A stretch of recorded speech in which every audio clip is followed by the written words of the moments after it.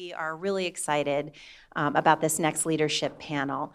So one of the things that we say at Archer is if you can see it, you can be it. And one of our goals for you, of course, is to make sure that you really begin to think about yourselves as leaders in the world and start to dream about who you could become.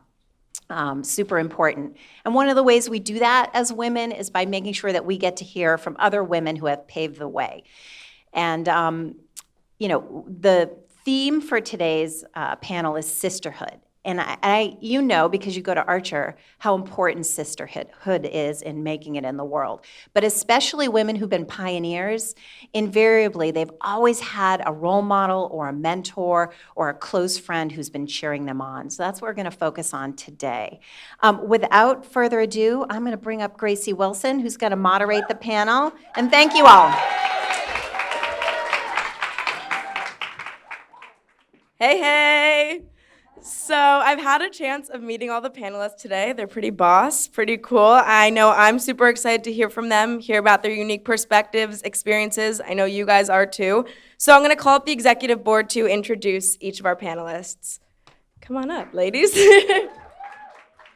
So when I call your name, it'd be awesome if you could come up to the podium, take a seat. I'm going to first introduce Frances Green. Frances Green is an employment, labor, and workforce management lawyer at the national law firm Epstein, Becker, Green's New York City office, but her achievements span across many industries and countries.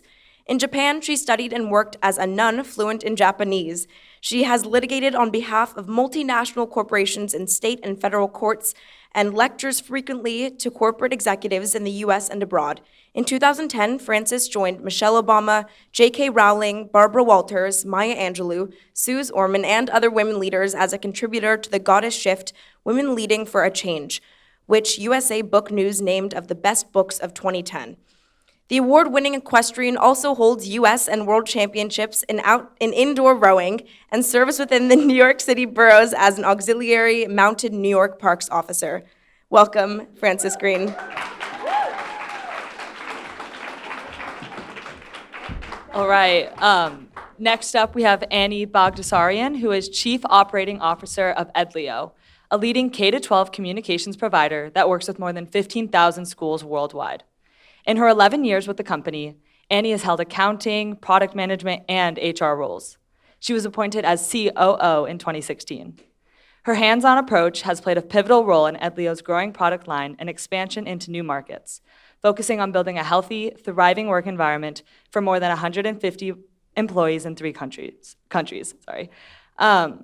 Edlio was named one of Tech Tribune's 2020 Best Tech Startups in Los Angeles and one of Built in LA's Best Places to Work in 2019. Please join me in welcoming Ms. Anni Baghdasarian.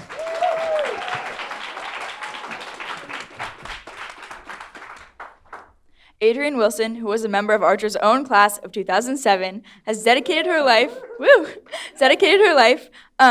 to serving her community through food justice and advocacy. In 2016, she founded Feed Our Soul. The nonprofit fights food insecurity in Black American neighborhoods and shares the power of locally sourced food by installing hydroponic gardens and teaching community members how to cook their homegrown produce.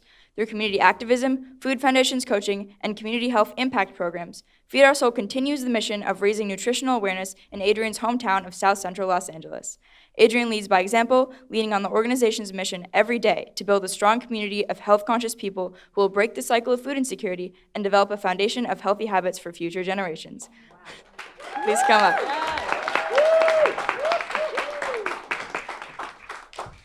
Ivelisse Rodriguez-Simon is a managing partner at Avante Capital Partners, where she is responsible for identifying, pursuing, and managing investment opportunities. She previously worked at Palladium Equity Partners, Reliant Equity Partners, and various investment banks. She is also a longtime advocate and champion of women, minorities, and the underserved and underrepresented. Ivelisse and her sisters launched We Will, a philanthropic organization that supports and empowers underserved women and minorities in areas of healthcare, education, and financial literacy. She holds leadership roles at local and national nonprofit organizations, including the Hispanic Scholarship Foundation, Westside Family Health Center in LA, and the Robert Twigo Foundation, which honored her with their prestigious leadership award to recognize her leadership in advancing diversity and inclusion in the financial literacy industry. Ivelisse Rodriguez, please welcome to the stage. Thank you, exec board. You're great readers. Okay. Before we get things started, I just want to remind everyone to turn their phones off, put those things away. And now let's get the party started. I'm going to open up with a beginning question. In a few sentences, can you share what draws you to be here today? Anyone can begin. Are these already on? Oh, totally. What draws me here is you ladies. I mean, absolutely. I love talking to a group of girls that are inspiring and excited and motivated. So it's absolutely the girls that bring me here today. That's awesome. And I can add on that. It's I love looking into the face of leadership, and I'm looking right at it. It actually gives me a lump in my throat. It's emotional because I too share a bond with you. A cultural bond, an educational bond, and a social bond. I'm a product of an all-girl high school. And it was a transformative experience in my life. And I think that you will find it the same in yours. So thanks for having me.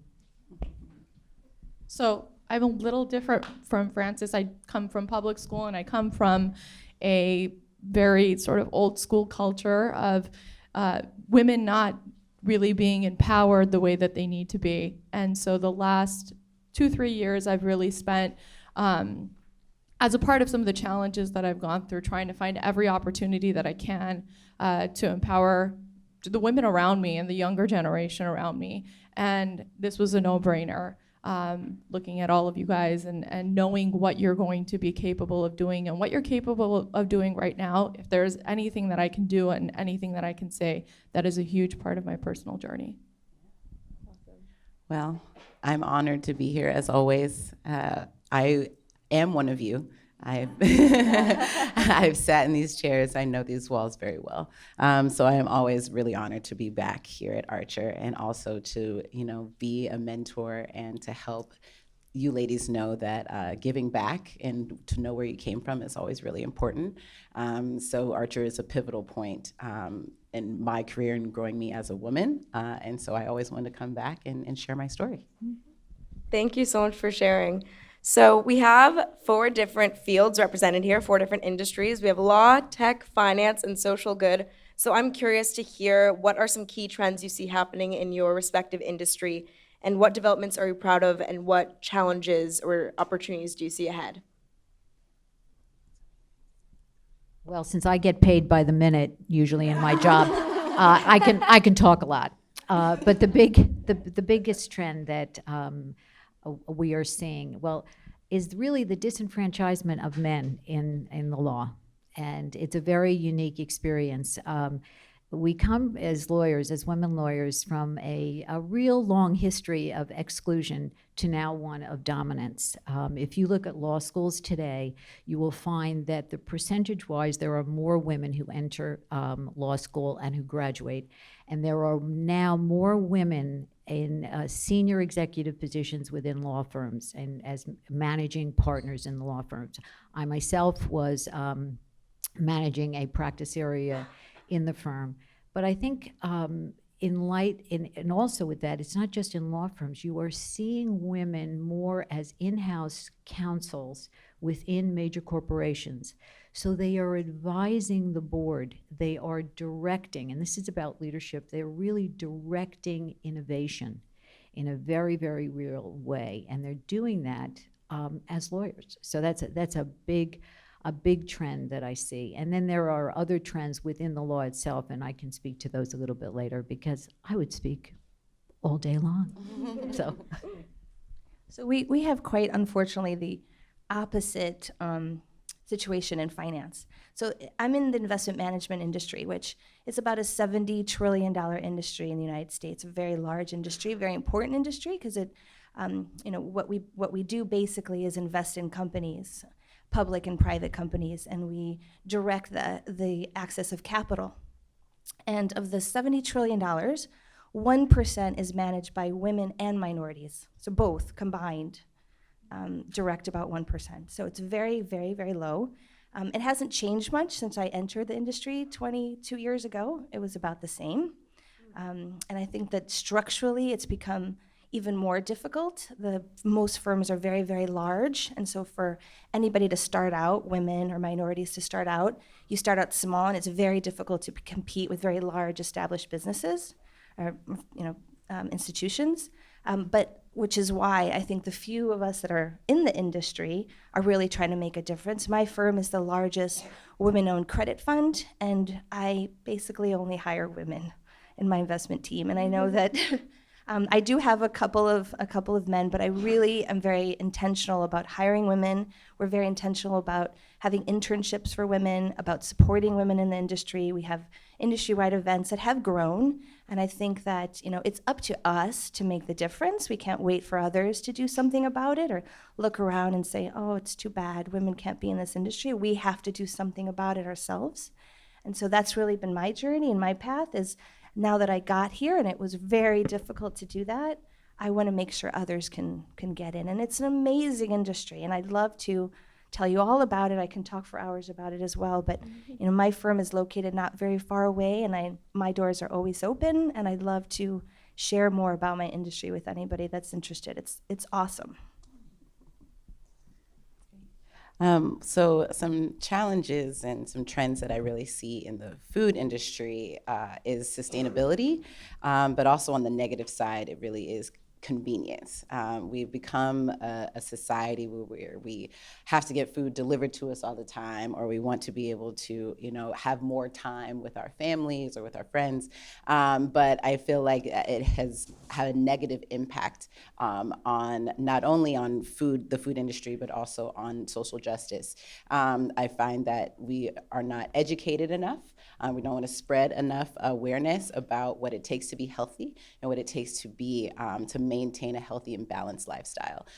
So the convenience factor is a good and a bad thing, but I do think that the sustainability is what really counterbalances that. We're looking for more trends to think of how can we think past not only this generation, but the generation after ours.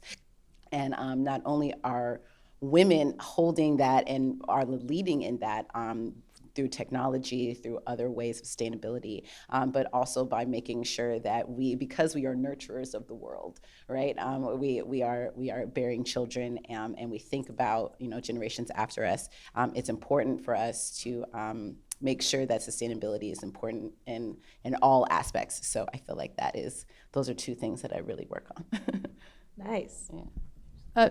So for me, it's very similar to the technology industry is very similar to the finance industry in that female leaders and female startups are very, very low compared to what you see with male executives and just the opportunities that are given to men in our industry. So unfortunately, there's more challenges than there are trends, but I think that starts with the younger generation. I think that starts with approaching fields like STEM much more fearlessly.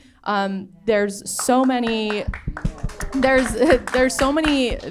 young women that have such a high interest as early as elementary school in fields like technology and science, but unfortunately only make up about 18% of undergrads in the computer science field. So that has to start. The challenges are solved by you guys. And so you have to pursue that field a little bit more fearlessly than we've seen in the past, and that's what's going to change, and that's what's going to make a difference. So that's the biggest challenge I see today, and I'm confident that we're going to be able to solve it, starting here, starting with you guys. Can I just add to that? I mean, that's such a huge point, which is these industries, just because there's not a lot of women, doesn't mean we're not awesome at them, right? It doesn't mean that we can't be successful in there. It doesn't mean that we don't have as much ability. I bet she's as good or better than any male COO out there, right? So all of you could do it. We could all do it. It's just approaching it fearlessly and not finding challenges, but finding opportunities. I never felt that it was that because I was the only woman in the room, it was a disadvantage. I actually thought, well, everybody's going to remember me. I'm the only one in the room, right? And so looking at it and just going after it regardless, there's so many amazing opportunities out there in STEM, in finance, in technology, and just seeking those opportunities, learning about them and going after them regardless of how many men. You guys don't mind men not being in the room? right? Not at all. It's fine. Yeah, exactly. So I think this is a great group to just give that message to, which is you can go after it all. And I think to your point, it's not about waiting for anybody to give you the opportunity. If history is indicative of anything, not a lot of people are going to hand us opportunities. It's about finding those opportunities and taking them for yourself, because nobody's going to give it to you. And realizing how able you are to take those opportunities and run with them is the most important thing you can do. I want to really underscore that point. I work in the area, as was mentioned, in labor and employment law. And what we are seeing in the area of the law is the artificial intelligence is being used throughout most hiring decisions and in many corporations. So lawyers don't just have to be good in the law. They need to be good in technology. They need to be good in math. They need to be good in science. So if you have those skills, bring them to the legal field, because they'll be very, very welcome there. The other thing that I really see changing is the paradigm of leadership.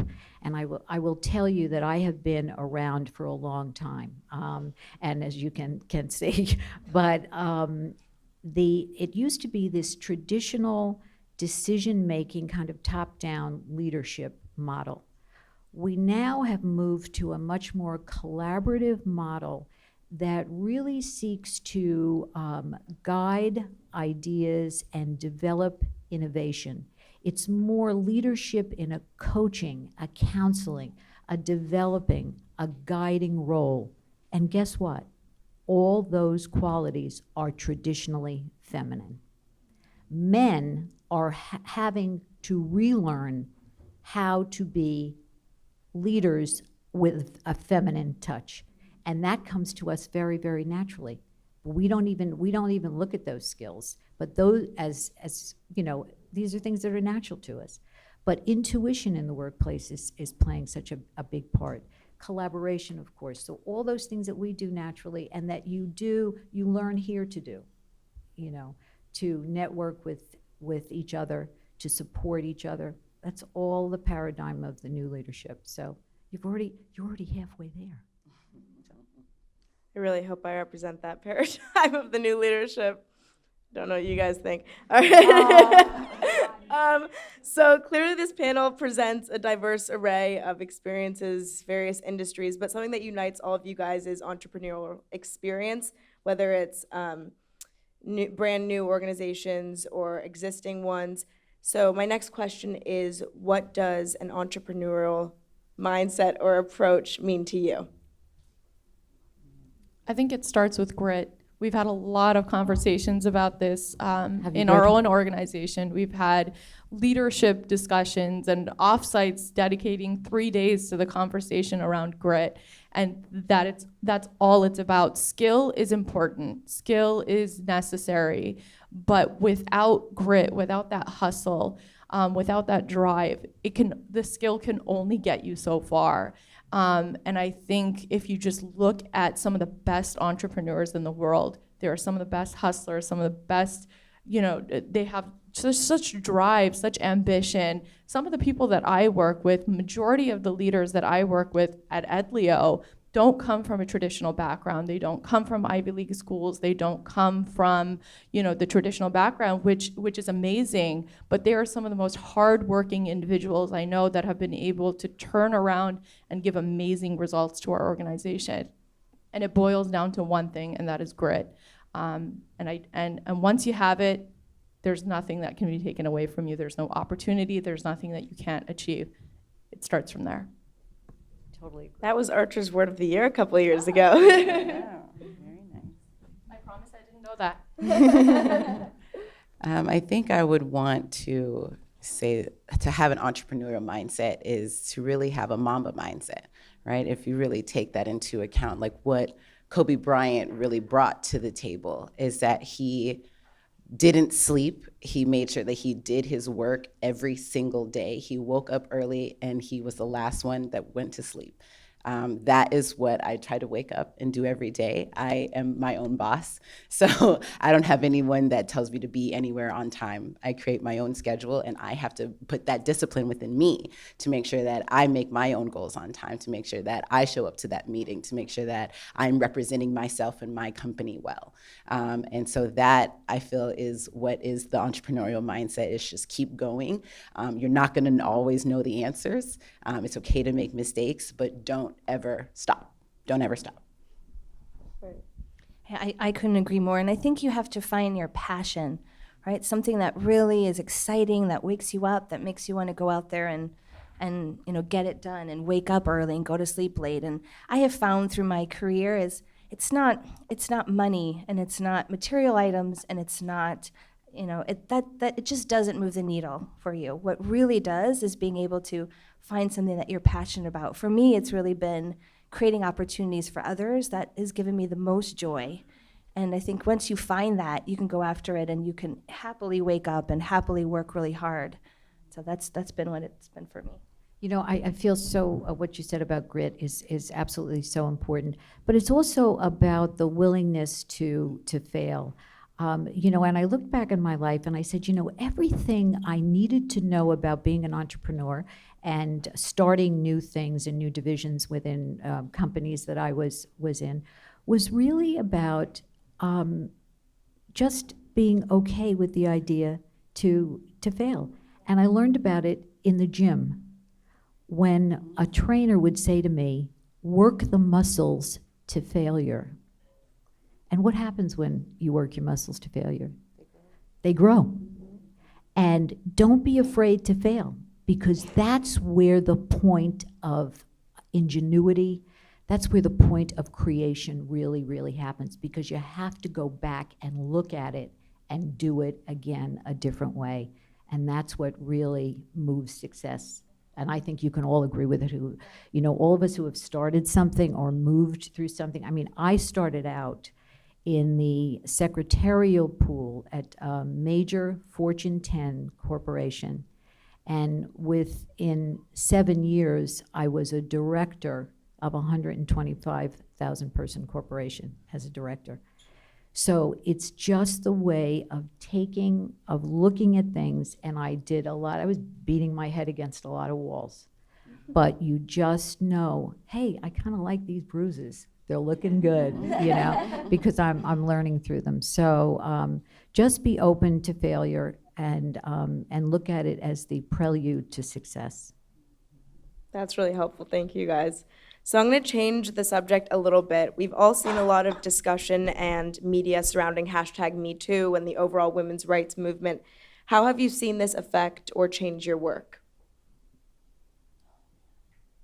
I think there's a definite overall change in how women are treated. I think there's a little bit more awareness. I think there's a lot more work to be done, but I think there's more awareness in how we speak to women, how we approach women, the physical aspect of it. Are we sitting too close? Are we, are the things that we're doing appropriate? And I think it's created a level of awareness that was necessary, but I know there's just a lot more work that needs to be done. In my opinion, it started something good, but it's just the start of it.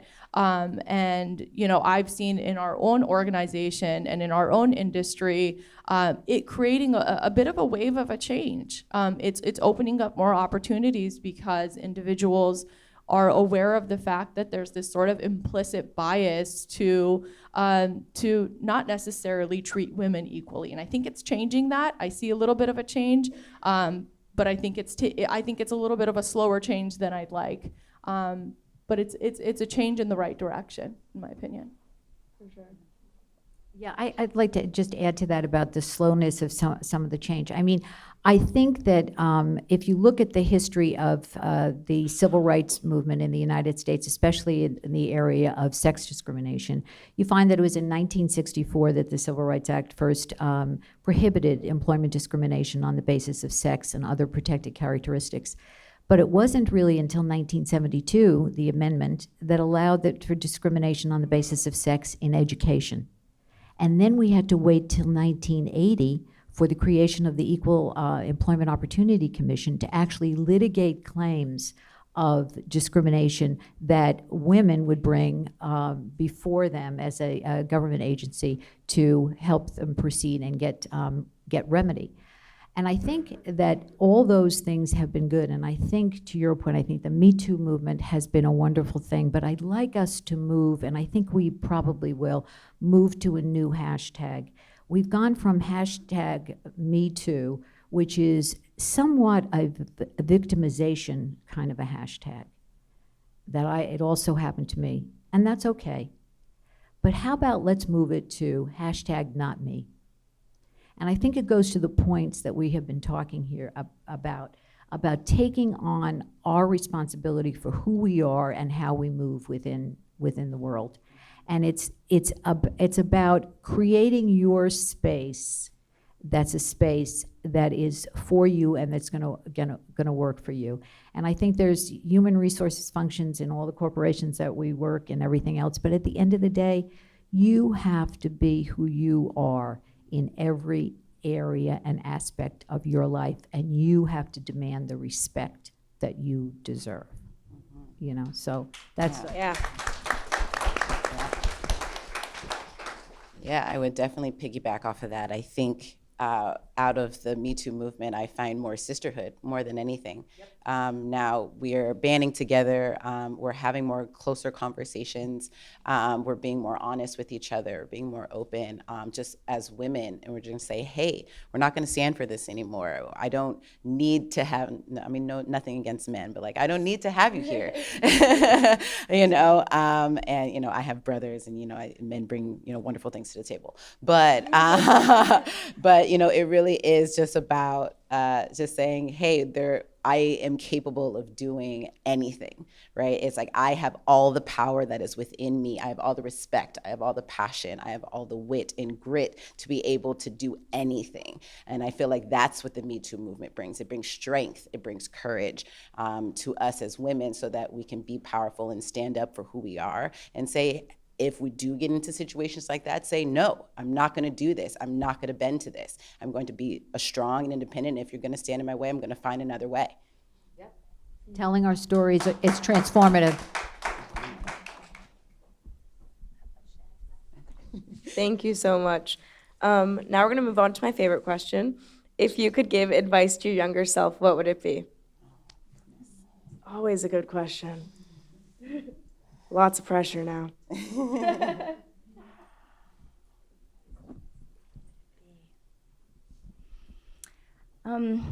I was really very blessed to have parents that gave amazing advice. So my sisters and I and my parents were originally from Puerto Rico, and we moved to Chicago when I was young. We grew up in the south side of the city, very low income area, where there wasn't a lot of opportunities, and there didn't look like there could be a lot of opportunities. But in my house, there was nothing that we couldn't do. So my father would wake us up every morning, and he'd make us do jumping jacks and look in the mirror and say, today is gonna be a great day. I can and I will, every single day. And I know, it actually makes me... I'm first generation American, so I know what this feels like. And my sisters, you guys might know my youngest sister is Gina Rodriguez. She's the second Latina to ever win a Golden Globe and the star of the show Jane the Virgin. Wow. And yeah. Very cool. I just watched Nice. Follow the other day. Great, thank you. Yeah. That's a conversation starter in the audience. Let's keep it down. That's all. So she and my other sister is actually lives here as well. She's the chief medical officer of one of the largest low-income clinics in California. And my parents didn't go to college, and they didn't speak English until after we moved here for a while. And we had no money, right? And my sisters and I joke that we are deadly afraid of mice because we lived in the basement apartment, and every single night there were huge rats in our house, right? So we grew up in conditions where, we didn't have very many, a lot of people in our situation didn't see many opportunities, but my parents did, right? And so they gave me all the advice that I could have asked for, which is really simple, that I could do it, my sisters could do it, whatever we set our mind to doing, and that we could do it through grit and through passion and through hard work, and that there was nothing that we couldn't achieve. And I think that, what my father gave us and my mother gave us, I'd give the same thing to my younger self and to all of you, which is there's absolutely nothing you can't achieve. And it will take time, and it will be hard, and you will fail. And if you don't, it means you're not on a path, right? And that's what I would give. That's beautiful. Thank you.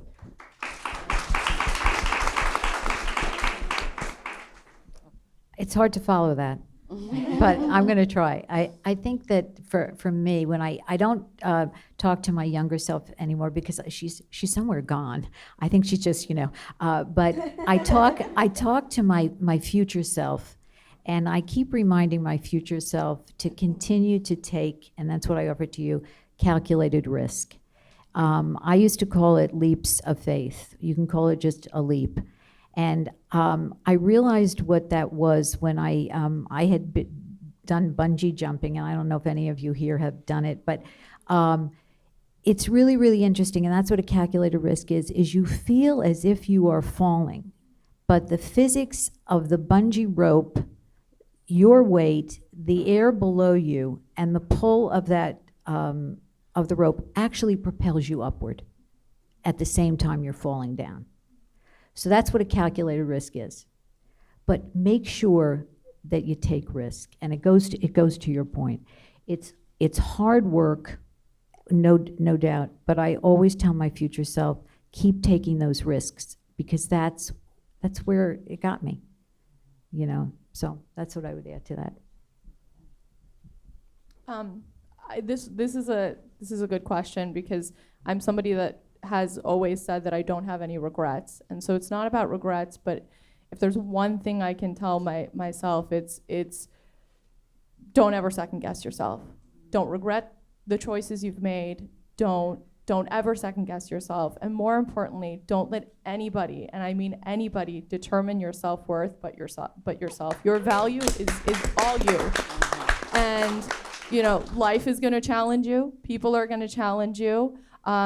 And you're constantly going to be second guessed by other people. But the worst thing you can do is second guess yourself.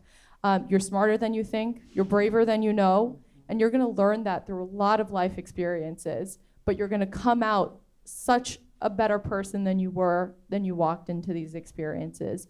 So don't allow them to take you down. Don't allow them to second guess yourself. And I cannot emphasize enough, your value is only determined by you. Don't let anybody tell you anything else. Absolutely. Beautiful. What would I tell my younger self? 7th grade Adrienne. Yeah, it is. It is. I would tell myself to keep following my heart. I feel like following my heart and following my intuition, my gut, that little voice that's inside of you, to continue following that no matter what the outside world is telling you. Because, especially nowadays with social media and getting so much information so quickly, you get lost and you don't really know who you are. And it can be easy to pretend that you are something or part of something, or that you believe in something that your heart and your gut is telling you the opposite. And so I would say to continue to do that, because you will come into challenges in life in every step. But when you are quitting your job and deciding to start your own company at 24, you're just like, I don't know what's going to happen. but it was that little gut inside me that said this is not the path for you. You have to follow what it says, or else you're going to be living in agony. And so I tell myself to live in peace, live happy, live healthy. I think having mental health and physical health are very important. I wasn't really an athlete, but I learned the importance of physical health as I got older. and how that inspires spiritual health and also mental health as well. So I think following your gut, following your intuition is probably the thing that I would tell myself. See, there's a reason that's my favorite question. Those were some really good answers. Thank you so much. And we all deserve to take that advice, I think. We're going to close things out with one last question. What are your hopes for your profession and for women in general moving forward? It's a pretty weighted one.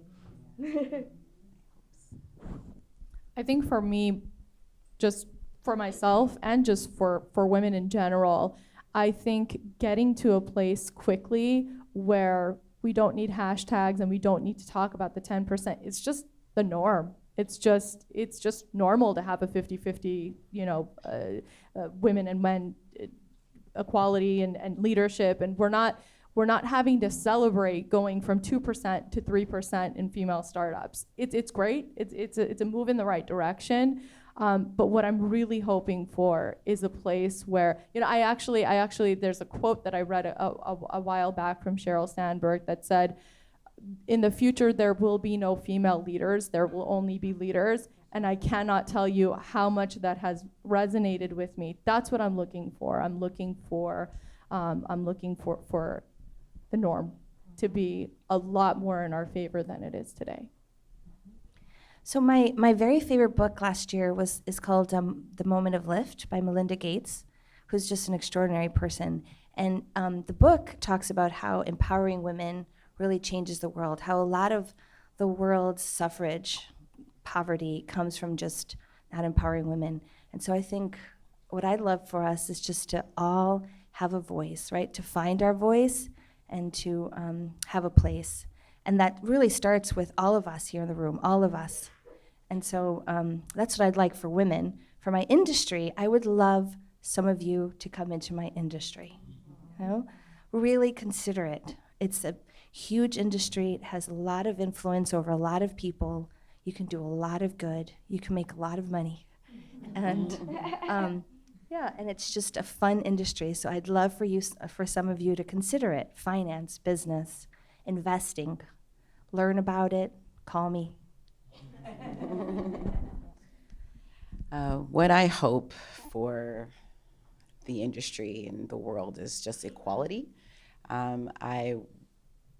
There is just so, especially here in America and especially in Los Angeles, there is just always an underlying value of who you are, or I'm better than you, or there's a competitiveness that is always happening in the world. And I just would love to just cut that all out and just say, hey, we are all equal. We all bring something to the table. Let's look at this in more a collaborative community, more of a collaborative and sharing economy. I think it would help us if we gave a little more instead of took a little more. I think it'll help us drastically. Just go to Europe. It'll change your life. So I really hope for equality, and I hope that there are leaders here, and I know that there are leaders here in this room who will fight for equality in not only in your communities, but in communities outside of this world and globally, because we all need each other. That's the most important thing. And so we just got to stick together, especially as women and as people.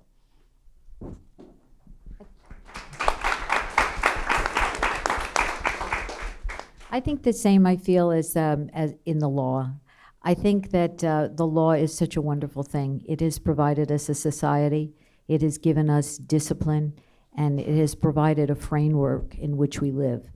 But what I would really like to see going forward, and as we move forward and as more women are in the law, is that it softens to the point, and not softens in a bad way, but it kind of opens the boundaries that it becomes much more inclusive as a societal tool rather than something that is just in the courtroom or just technical making of laws or regulations, that it really permeates our society as a real change agent. It has done it in the area in many ways. I'm in labor and employment law, And while I only represent corporations, the conversations that I have with boards of directors or advice and counsel to compliance officers or risk managers, I feel the things that I am saying in that to them and actually changes the whole organization.